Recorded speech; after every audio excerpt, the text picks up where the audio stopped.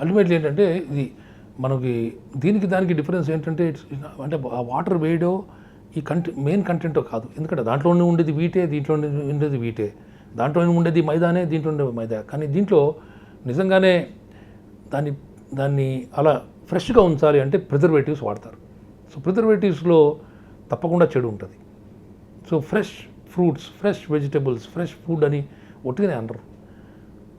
So అంటే నేచర్కి ఎంత దగ్గరగా ఉంటే వ్యాధులు అంత దూరంగా ఉంటాయి. ఇది నిజం. ఇందులో మరి పలు కెమికల్స్ వాడుతూ ఉంటారు.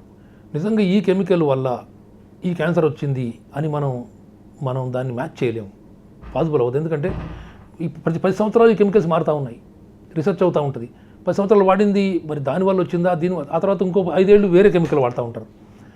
సో దానివల్ల వచ్చిందా, దీనివల్ల వచ్చిందా అనేది మనం కరెక్ట్గా చెప్పలేము. కాకపోతే నిజం ఏంటంటే ఎవరైతే నేచర్కి దగ్గరగా ఉంటారో క్యాన్సర్ లాంటి వ్యాధులు వచ్చేది తక్కువ. ఎందుకంటే బాడీకి ఒక 60-70 ఏళ్ళు బతికితే కంటిన్యూస్ ఎక్స్పోజర్ వల్లనే ఈ ఎక్స్టర్నల్ స్టిమ్యులై ఏంటంటే ఏదో ఒక రోజు ఒక సిగరెట్ తాగినోడుకో లేకపోతే ఒకరోజు 4 పెగ్గులు విస్కీ తాగినోడుకో రావు. ఇవి కంటిన్యూస్ ఎక్స్పోజర్ ఉన్నప్పుడే, కంటిన్యూస్ ఇరిటేషన్ ఉన్నప్పుడే ఈ క్యాన్సర్ ఫామ్ అయ్యే అవకాశం ఉంటుంది.